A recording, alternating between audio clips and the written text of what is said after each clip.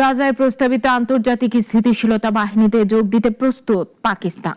তবে শর্ত একটাই, হামাসকে নিরস্ত্র করার কোনো ম্যান্ডেট থাকলে তারা অংশ নেবে না। ইসলামাবাদের এই অবস্থান নতুন করে আলোচনায় এসেছে আন্তর্জাতিক কূটনৈতিক অঙ্গনে।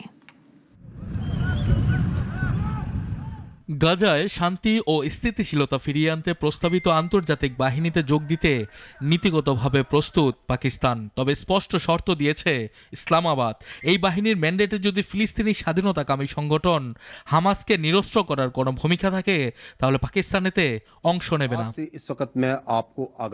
সকালে ইসলামাবাদে এক সংবাদ সম্মেলনে কথা জানান পাকিস্তানের উপপ্রধানমন্ত্রী ও পররাষ্ট্রমন্ত্রী ইসাক দার। তিনি বলেন, গাজায় শান্তি চুক্তির আওতায় প্রস্তাবিত ইন্টারন্যাশনাল স্টেবিলাইজেশন ফোর্স বা আইএসএফ গঠন একটি অত্যন্ত সংবেদনশীল বিষয়। ইসাক দারের ভাষ্য, পাকিস্তান যে কোনো আন্তর্জাতিক ফোরামে পিস এনফোর্সমেন্ট নয় বরং পিস কিপিং এর পক্ষে, অর্থাৎ শান্তি বলবৎ করার পরিবর্তে শান্তি রক্ষাই হবে পাকিস্তানি সেনাদের মূল দায়িত্ব।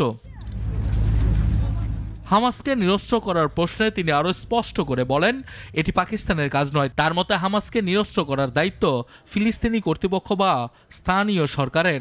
বল প্রয়োগের মাধ্যমে কোনো সংগঠনকে নিরস্ত্র করার অভিযানে পাকিস্তান তার সেনাদের জড়াতে চায় না।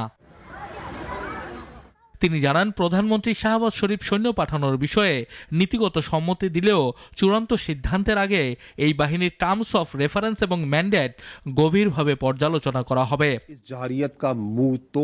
উল্লেখ্য, গত নভেম্বরে মার্কিন প্রেসিডেন্ট ডোনাল্ড ট্রাম্পের 20 দফা শান্তি পরিকল্পনার অংশ হিসেবে জাতিসংঘ নিরাপত্তা পরিষদে একটি রেজুলেশন পাশ হয়।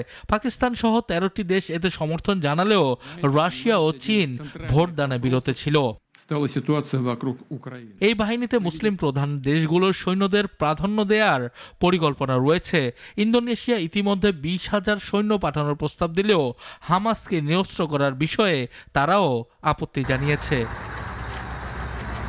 বিশ্লেষকদের মতে, অভিজ্ঞ সামরিক শক্তি হওয়ায় গাজা শান্তি মিশনে পাকিস্তানের ভূমিকা আন্তর্জাতিকভাবে গুরুত্বপূর্ণ হলেও দেশের অভ্যন্তরীণ রাজনৈতিক চাপ ও নিরাপত্তার ঝুঁকি বিবেচনায় ইসলামাবাদ অত্যন্ত সতর্ক অবস্থান নিয়েছে। সানি আহমেদ, নাগরিক।